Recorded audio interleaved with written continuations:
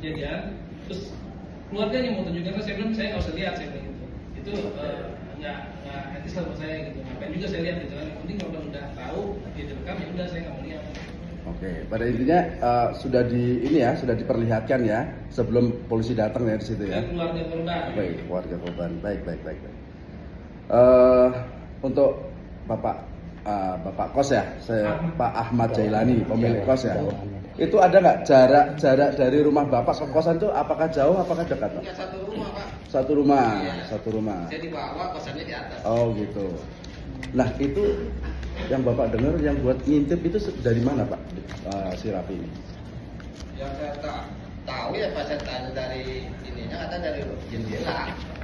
Dari jendela, Iya. dari ventilasi udara. udara. Memang ada kemungkinan mudah ya untuk buat ngintip gitu Pak? Tinggi lah karena asapnya agak tinggi ya. Harus pakai alat berarti? Nggak perlu pakai alat. Nggak perlu pakai alat ya? Pas lah ukurannya juga cuma 1 meter berapa gitu, nggak terlalu tinggi.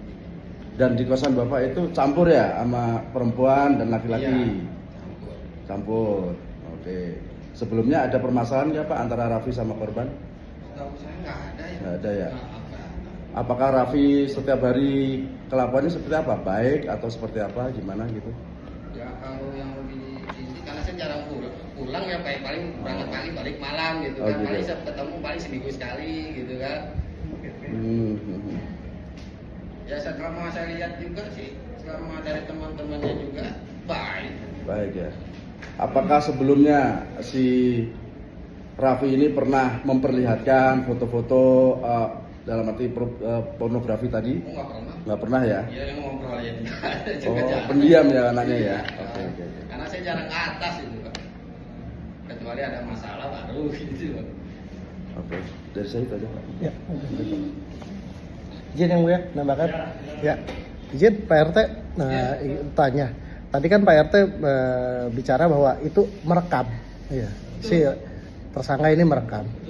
Ketika Pak RT memberikan ke keluarganya, itu Pak RT memang Pak RT yang membukakan kuncinya atau dari ya, oke. Ya, oke. Ketika Pak RT tadi menyatakan merekam, Raffi atau tersangka ini menyatakan iya atau menolak bahwa bagaimana? Iya. Dia bilang iya saya merekam gitu. Dikasihkan handphone Pak. Dan dia mengakui di saat integrasi di situ di lapangan itu dia mengakui itu. Oke. Itu ya. Untuk Pak Ahmad Jailani, memang ketika di kosan itu, setiap kosan itu berventilasi di depan pintu itu bolong, Pak. Bolong. Walaupun cowok cewek. Iya, untuk cewek. Karena untuk sirkulasi udara kan. Jadi pintu ada lubang untuk sirkulasi udara. Oke. Lagi. Oke. Terima kasih. Yang mulia. Izin yang mulia.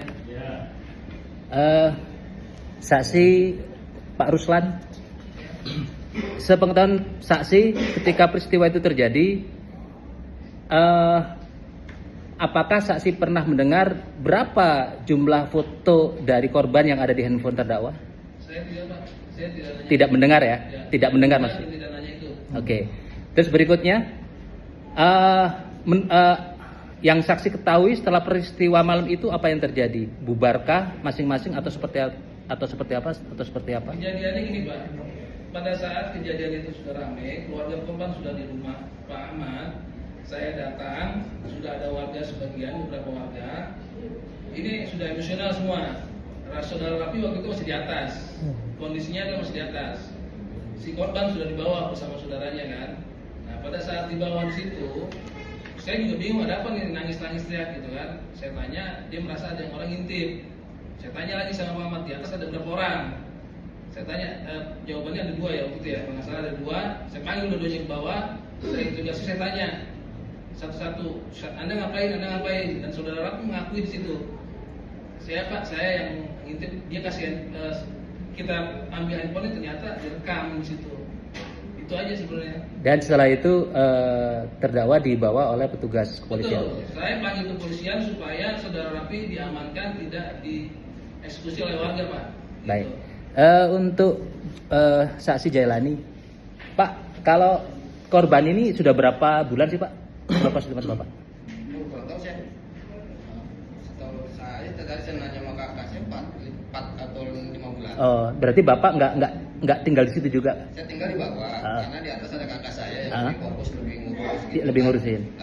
Kalau saya kan biasanya emang kalau ada kayak yang rusak-rusakan lah paling gitu. Nah, setelah ribut-ribut itu Pak, langsung dibawa ke langsung dari petugas kepolisian bawa ke kantor polisi ataukah ada semacam mediasi atau apa yang Bapak ketahui? Setahu saya sih ada mediasi. Antara siapa sama siapa, Pak?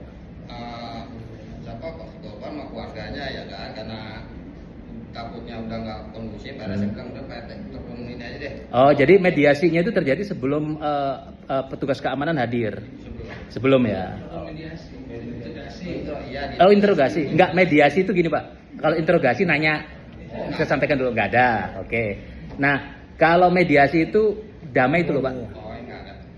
Jadi yang Bapak ketahui setelah petugas kepolisian hadir di situ terus dibawa petugas sudah selesai. Itu jam berapa, Pak? Berapa jam 11 setengah 12. Oh, sebelum jam 12, Pak ya. Cukup yang mulia.